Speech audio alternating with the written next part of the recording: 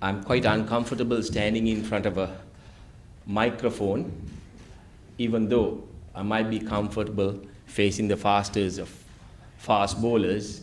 I have no option but to stand in front of you today and deliver this speech. When I told my father some years ago that I don't mind standing in front of 100,000 people and performing or playing as a cricketer, but I hate to stand in front of a group of people and deliver a speech, he said, son, sometimes it's your obligation, and you can start a speech by using the following phrase. He was my hero, my mentor, my male role model, whom we lost about 2.5 years ago, and as a tribute to him, I have decided that I will start any speech by using the following phrase. I'm more at ease at the crease than saying my piece on occasions like these. In my opinion, a good speech should be like a woman's skirt, long enough to cover the subject and short enough to create interest. Considering the theme, courage and class, close encounters with leaders and leadership, I'm of the opinion that I will cover the points during this session, even though I may not discuss those points individually. About 3 weeks ago, I was approached by this gentleman, Mr. Upali Ratnayaka, wanting to know whether I would be free today to join all of you for this session. We decided on a couple of dates. We had to change because of some of my prior commitments. We agreed to have the session on the 29th, and I told Uncle Upali, can you please get somebody to contact me about a week before the event, because I'm one of them who would like to prepare and see what the organizers want me to do and deliver at the event. He gladly agreed. I waited. No one contacted me. Then I was, for a moment, wondering whether this session was on. Then I started to get this flyer, which they had already released, from a number of my friends from overseas. It even came from Australia, England, and Singapore. And then I was wondering what's happening here, because I was waiting for them to confirm the event.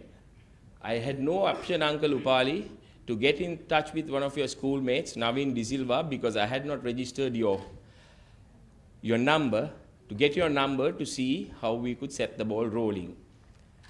I know you got excited, you jumped out of your chair, went out of the room while you were at a meeting to ensure that I did not change the date, and then you got in touch with some of the members of the organizing committee of this event, and then they got in touch with me. Dulanji and Vidushan, I'm sorry I had to rush over the weekend. I almost got into trouble because it was my family day and I had to keep my grandkids happy. But I made sure that we took time to ensure to discuss what we had to do today. Although I have a value as a professional in my chosen field, I accepted the invitation as I always feel that I have an obligation to share my views, experiences with the younger generation wherever and whenever possible. Therefore, I do not give priority to any monetary benefits. Today, whether it's in sports, business, or in any field of activity, we need winners and not quitters. However, you will realize after this session that there is definitely a synergy between sports and the corporate world. I will be sharing some of my challenges, especially challenges that I had to face to achieve my goals. I feel that is the best rather than talking about others. It is not only in cricket that I had to face these challenges, but also to bring up my three daughters. I think this is an appropriate forum to mention some of these challenges, experiences. I just thought I should start off by sharing my life story. We all do have a life story. We all do have challenges to get to where we want to get in life. For me, I was born to a middle class family, and it was not an easy task for my parents to bring up two boys. There were certain issues that we had to face as a family. Out of the two boys, I'm sure I would have been the naughty one, but I think our parents made sure that they gave us the best possible childhood. I was educated, like Manohari said, at Nalanda College. I played cricket from a very young age.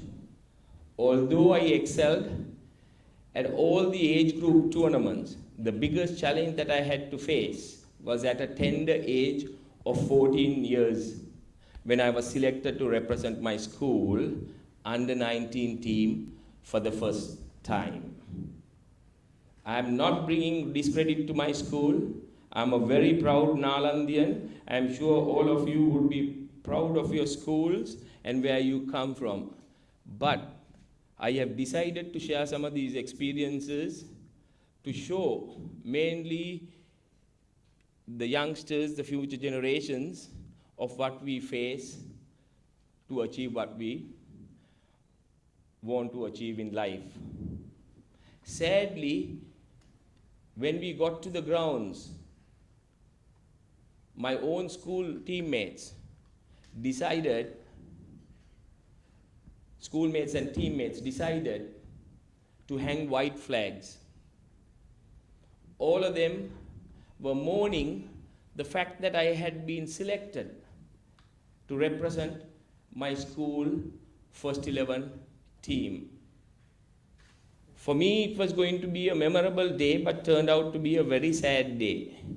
Because sometimes when it happens, and when you know that it is your colleagues, your friends, it is very difficult for you to fathom or gather. I managed to get through the game with the greatest difficulty, went back home together with my parents.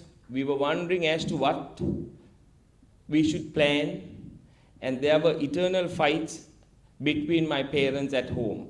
It's purely because my father's people, his siblings, some of them came from Nalanda, and all my mother's siblings came from Royal.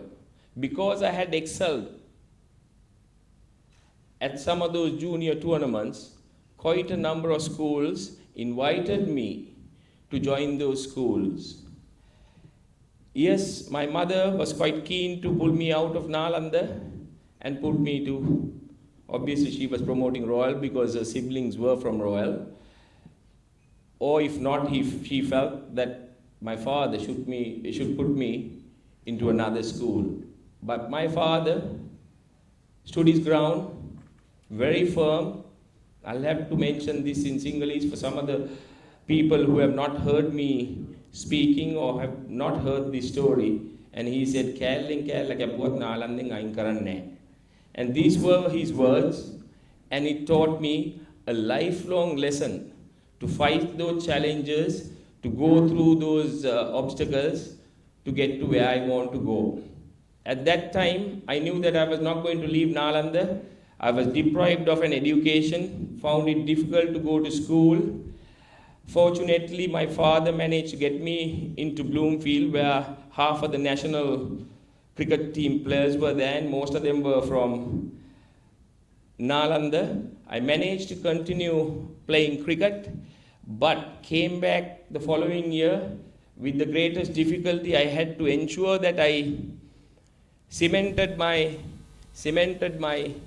place in the team, And what my father told me at the time was, he said, son, I'll do the fighting. You just let your bat do the talking.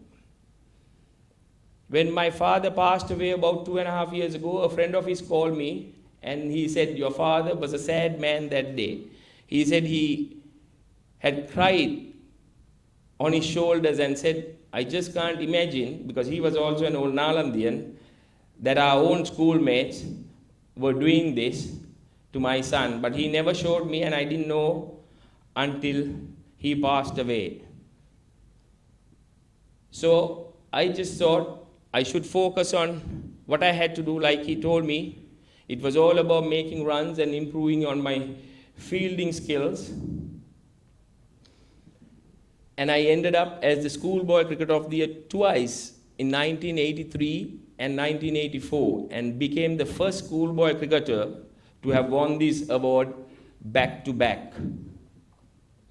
Then I went on to play for Sri Lanka and also had a brief stint as the captain in the tour to the UAE in 1994. I represented my country for 14 years, and the only time I captained Sri Lanka, there was a challenge there as well.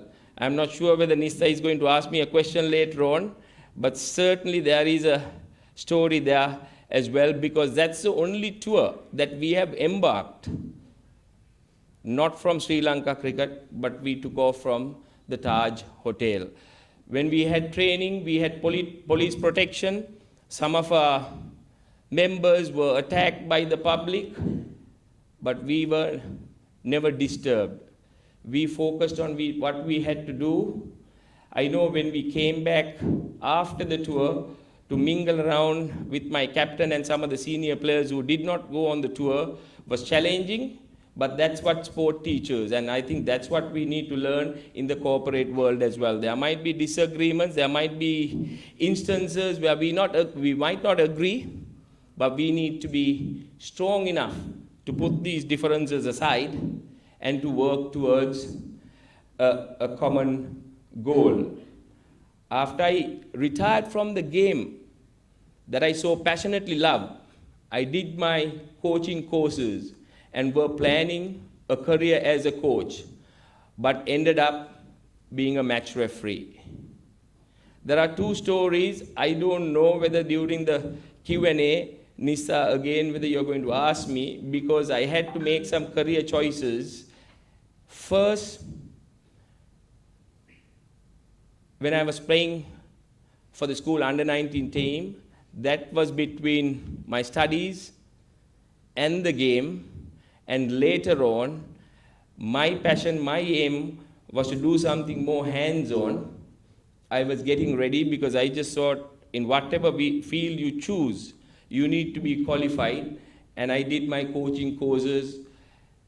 I was qualified to be the Sri Lanka A-team coach. I was the highest paid Sri Lankan in the board in the year 2002-2003, and I stepped down on a matter of principle. When one door closes, another door opens, and for me, the greatest honor is working for the ICC, as I feel that they have recognized my honesty and integrity, and working for the ICC was the best thing that happened to me. Like I mentioned, I come from a humble background, and I never thought that I will be involved in close to 600 international matches, more than 250 as a player, and more than 300 as a match referee. For me to pursue my career as a match referee, I was moving away from being a player or a coach, a subject that I knew very well, where I focused heavily from a very young age. But getting into the role of a match referee, getting into an administrative position without having a background was quite tough. But it's all about taking up challenges. For a moment, I never thought that I will pursue a career in match refereeing. When people said that you will be ideal to join Ranjan Madugalle in the panel, elite panel of match referees, I never thought that it was going to be a role for me. I had no training to survive in the corporate world, but I had a father who used to train people. He was my hero, like I mentioned before, my mentor and everything. Even as a kid, I saw top people in the corporate world used to come to him for advice. And I was thinking to myself, here I have somebody at home where outsiders come and get his help. Why not I also do that? And I would not have been able to survive if not for having a father who swears by the training that he got by working for a multinational organization. I'm sure, Dulanji, you'll be happy, Unilever. I know it would have been, in comparison, easier for Ranjan because he used to work at Ceylon Tobacco. He had his training there, but for me, I never had a corporate training. But there is a saying, you can lead a horse to water, but you cannot make it drink. Although my father guided me with my work as an administrator, finally I had to do all the work to justify my position, and that's exactly what I did. I had to work hard purely because I was dealing with top wigs from the corporate world. CEOs of the respective boards were all qualified, had academic background, but we had to rub shoulders with them. And I wouldn't have been able to do that if I was not prepared. I had to work really, really hard to ensure that I survived for that long. I was there for 13 years, and I stepped down on my own terms on a matter of principle, where a lot of people would not step down from the ICC for prestige and money. But I just thought sometimes principles are far more important than money or prestige. I just thought, because I was going to speak to a group of people from the corporate world, I should talk about teamwork. Teamwork is one of the key areas that shows the synergy connection between sports and the corporate world. It can be in team sport or in a business. Teamwork is paramount, and people do not realize the importance of it. I have always been a team man, have put the team cause ahead of my personal achievements. Teamwork is critical and very important for corporate success too, as compared to individual brilliance, which alone is not enough to succeed. Have to maintain discipline and obey team rules at all times. This is what really helped us to go ahead and win a World Cup in 1996. If you ask me, the key learnings or key factors of our victory, I would say first, teamwork, as I mentioned earlier. Two, to leave differences aside and work towards a team goal. I will share with you something that I had to face in that 1996 World Cup. Why I say that we should leave aside the differences is because of this. I was not selected for the World Cup quarterfinals the night before. Until then, I was a regular member of the team, and I had not batted until then, and this was the first time that Sri Lanka had made it to the knockout stage of a World Cup. I was looking forward to it, being a senior member, but my hopes were taken away the night before. I had to join the team to the grounds on the day of the quarterfinals. I just thought I have a responsibility towards the team, even though I'm not going to be an active member taking part in that game. So I think from what I can remember, did the warm-ups and I was helping someone with some throwdowns. 40 to 45 minutes before start of play, the think tank approached me and wanted to know whether I'm ready to play. And I said, you have brought me on tour because I can play. You decide and tell me. Yes, maybe 5-10 minutes before the toss, they decided that I should be part of the team. We were playing England. England got close to 240. Sorry, ladies, I'm just sort of relating some of these stories just to show the challenges or obstacles that we have to face. And I was at a corporate event not that long ago. A lady walked up to me and said, sir, I liked your session, but most of your examples were related to sport and cricket. I said, considering my background, these are the examples that I can come up with, and also that's why I said I will be sharing some of the experiences or the obstacles that I had to face. But before I go back to what I was saying, I should remind the ladies, when it comes to honesty, integrity, teamwork, it's not gender-based. I think it applies to everyone. So coming back to the World Cup quarterfinals, we were chasing 240 or thereabouts. We got off to a flying start. As some of you would remember, Sanat was in good form. We were 150 for 1, and then suddenly we started losing wickets, and from what I can remember, we were about 180 for 4, and I was the only recognized batsman left to go in and bat. Everyone approached me and they said, you're going to be our savior. Make sure that you see us through and we get to the semi-finals. I was in tears, to be honest. This was someone who was not good enough the night before, but here I am going to be the savior of the team. I said, bugger it, I need to do something for my country, for my team. Yes, I had to go and bat. We were 180 or 190 for 5. Hashan and myself, normally known to be steady, slow batsmen, we had enough time to get the score, and we made sure that we got to the semi-finals. So that's why I say you need to leave aside your differences and you need to come forward and focus towards the team goal. Then number 2, key learnings from the World Cup, number 3 actually, is to believe in yourself.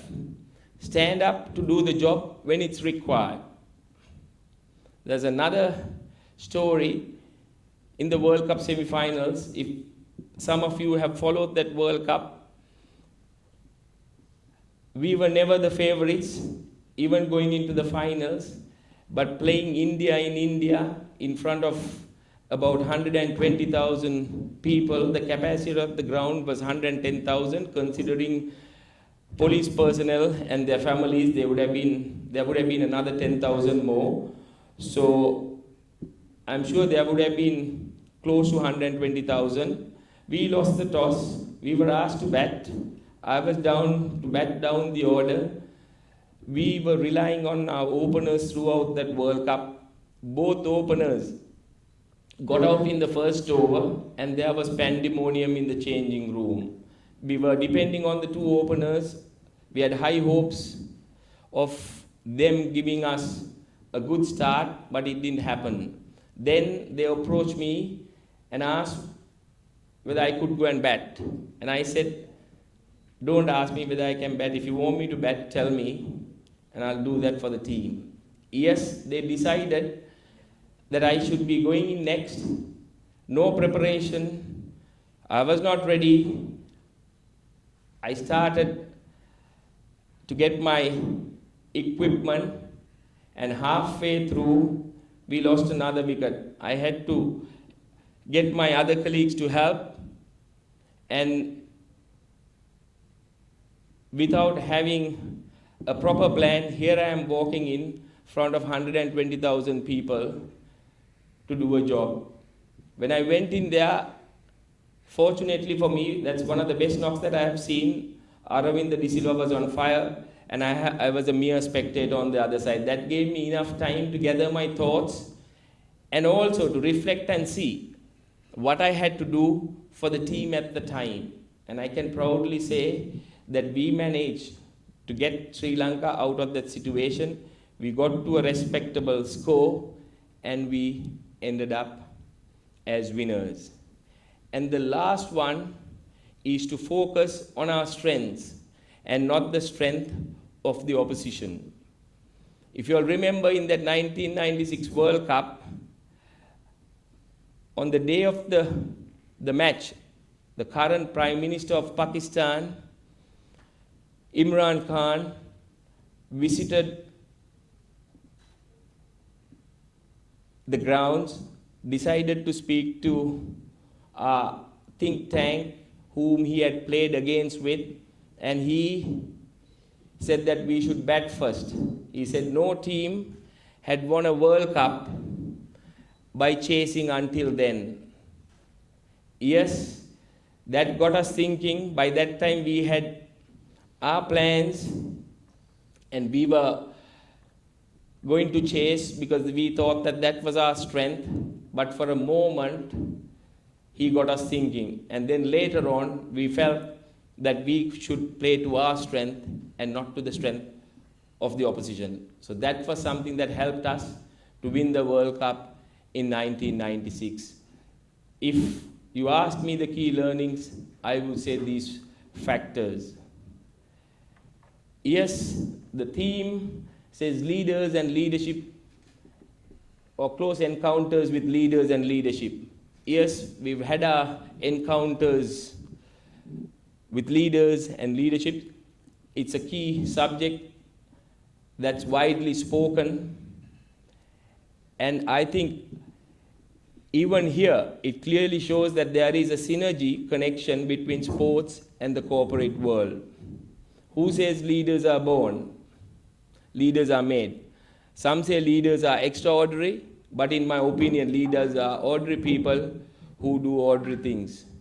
If we reflect and think, our previous president would not even have dreamt that he would have been the president of our country. Even the current president of United States, I don't think he also thought that he was going to be the president of the United States. So I feel there are leaders and those who lead. Leaders hold the position of power or authority. But those who lead inspire us. We follow those who lead not because we have to, because we want to. We follow not for them, but for ourselves. They have the ability to inspire people around them or find others to inspire. Fortunately, cricket is one of the sports where people need to use their brains more often than other sports. Cricket is the only sport where the captain has to be a leader. In other sports such as soccer, rugby, and no offense to any of those sports, or even hockey, you do not even know who the captain is. Because in those sports, coach is everything. But in cricket, no coach can replace a captain. Captain is a true leader. He has to decide, he has to take decisions, spur of the moment for the betterment of the team. Good leaders are people who can motivate others to get the best from them. Leaders can be trained by a careful understanding of leadership qualities and a conscious effort to develop these characteristics, or by a process of training. One could move towards becoming a leader in his or her chosen field of activity, but you need to work towards that and pay attention. I'll give you an example. In the 1995 tour of Australia, prior to the 1996 World Cup, we were given a hard time by the Australians. It was not easy to give you the sequence They were complaining, saying that the sponsorship logo that we had was too big. They were certainly playing the mental game. Then the match referee decided to measure, and they found that it was within the guidelines. Two, they said we were tampering with the ball. We had a young pace attack who did not know to tamper with the ball. Let's stand up for it as a team, and that's exactly what we did. We decided to give back to the Australians a taste of their own medicine. I generally feel, as a youngster, until you get to about 15, 16, it's about 75-80% talent and 20% mental. But when you progress from that level to the next level, mental side takes over. It's 75 to 80% is mental, and your talent is already embedded in you. So you need to be able to fine tune and have that balance. In my opinion, a few key areas that people should try to develop to be successful in the corporate world, in whatever capacity, is preparation, man management skills, and effective communication skills. I know, like I told you, with Nista, we will be, I think, talking about one or two areas. I'm sure we will cover more in detail when we sit later on. Before I talk about this gentleman, is it possible for us to play that video? I think this is very important for all of us. If you can just quickly play that for the benefit of everyone.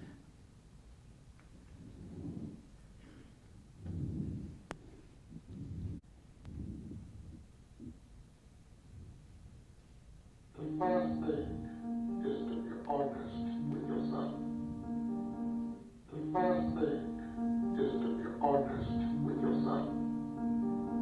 The first thing is to be honest with yourself.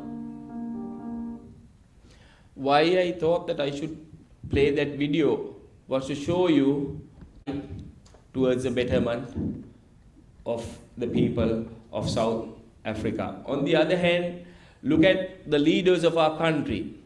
Sri Lanka is a beautiful country, but unfortunately, we have non-professional leaders, from my point of view, with no proper leadership qualities. Therefore, let's do what we can and hold our leaders responsible at all times. For me, the most influential people in my life, my parents, my first coach, Mr. Nelson Mendes, my wife, my teachers, and those who taught me cricket, which became my profession, are my heroes and my role models. More importantly, they coach me in the art of life. That's very important. Sorry if there's anyone who's connected to a politician, but in my opinion, the reputation that most of the modern politicians have built is rather poor, as most of them do not behave in a manner to command respect, which is disappointing. These are the so-called leaders of our country. I firmly believe that it's not whether someone is educated or not. Don't get me wrong. I know I'm standing in front of a group of people who have gone to the top in the chosen field. Why I say that, it's not about being educated or not, is, as far as I'm concerned, it is the upbringing that matters. People have been, just to give you another example, say about a year ago, I got a series of calls. I'm sure I would have related this story even previously, but for people who have not heard, I just thought I should share it. About a year ago, I got a series of calls to see whether one Dr. Mahanama is connected or related to me. And for a moment, I was wondering whether they were referring to my father, because he did a PhD towards the end of his life. And they said, haven't you been following what is going on in the media? I said, I've stopped watching news, I've stopped reading the papers because it's demotivating, there's nothing positive in the papers. Because of that, I don't know what is going on, tell me. And they said that one Dr. Mahanama, who was supposed to be a presidential advisor, had got caught taking a bribe in a hotel car park. And this is a so-called Dr. Mahanama. And if he is educated, if he had values, I'm sure he would not have stooped down to the level that he stooped down to collect that bribe. I firmly believe that it's not whether someone is educated purely because of that. We can impart education, but more importantly, we must be values must be inculcated by the parents. I think that's very, very important. Above all, what's important is to encourage to be a good human being at all times. This is what I believe in, and this is what I want to get it across to everyone, wherever, whenever possible. For me personally, I will not compromise on honesty, integrity, values, discipline, loyalty, and friendship. I put money last. You think for yourself. All of you all, if you put money first, you would be compromising on all those disciplines I mentioned earlier. If you put money first, like I said, you will definitely compromise on some of those other values. Do not forget that I played in an era where there was no money and match fixing at its best. But I never fell for the trap. Respect you should earn and not demand. It's the good qualities of a person, and if you're a good human being, in my view, you will definitely earn respect. I have no respect for dishonest people, as there is no place for them. Since I have lived 2/3 of my life, and I'm sure I think it's only Uncle Upali can rub shoulders with me, because I feel I'm going a step further than most of you ladies and gentlemen in this room, because I am a grandfather. But my aim is to leave a better place for the future generations. I think we do have an obligation, and I want to encourage all of you to focus on what I just mentioned. Also, if we live in Sri Lanka, I feel it's important, or for that matter in the subcontinent, to focus on giving back to the society, to the community.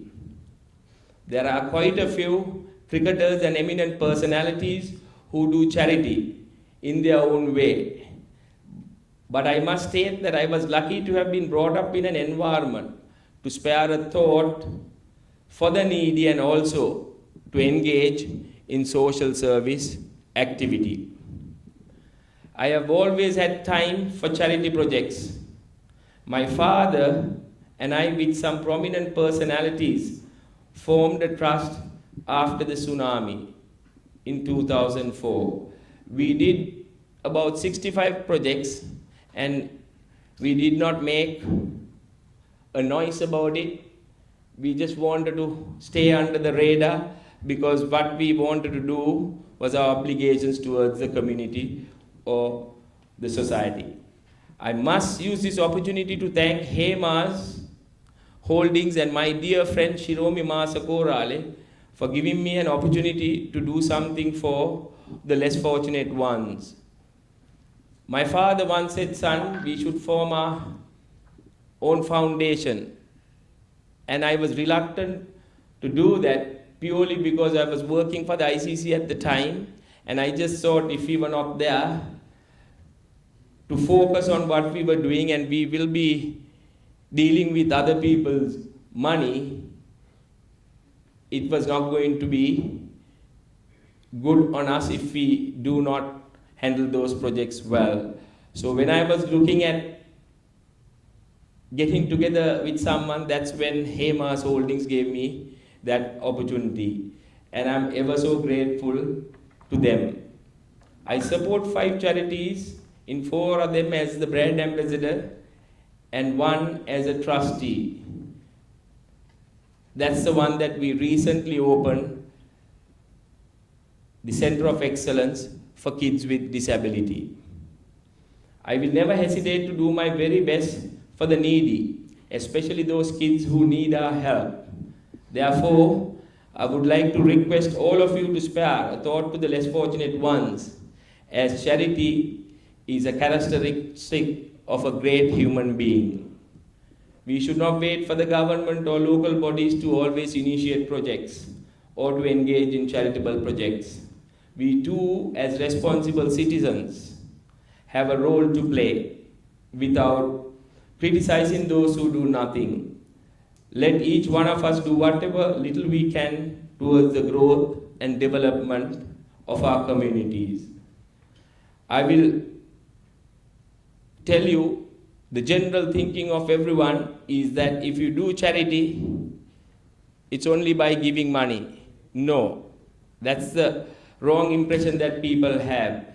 You can contribute by using your time, energy, knowledge, networking, and there again money comes last. But you have to have the heart to do that. So finally, before I sit down with Nista, I just want to tell all of you, if you want to be successful in life, you have to make sacrifices and not look at shortcuts. Must work on improving your knowledge, should always try to develop your skills, should persevere and never give up. I think keep that in mind. Everyone whom we meet, everyone whom we know has a talent. If you are parents, make sure that even in your kids, don't put pressure. Role as parents is to ensure that you encourage the kids to harness their talent and guide them in the path that they want to go. So it's very important that you encourage the younger generation mainly not to give up when things are not going their way. Work hard and focus on developing these qualities than going behind people to get benefits. As unfortunately we see at times today's generations wanting things on a platter. The millennials obviously want quick success. From my point of view, I don't think it's going to work. It's all hard work, commitment, dedication that will take you to where you want to go. And I'm sure, I know Manohari also mentioned, I'll relate a story about my eldest daughter, where she always feels that her 2 sisters are brainier and brighter, and she wants success without putting in hard work. Very few people in this world walk the talk, but for me, former cricketer and the current Pakistan captain, Imran Khan, is one of them. He says, in general, people who have been successful are people who have failed, but they have analyzed, corrected their mistakes, and they have come back stronger.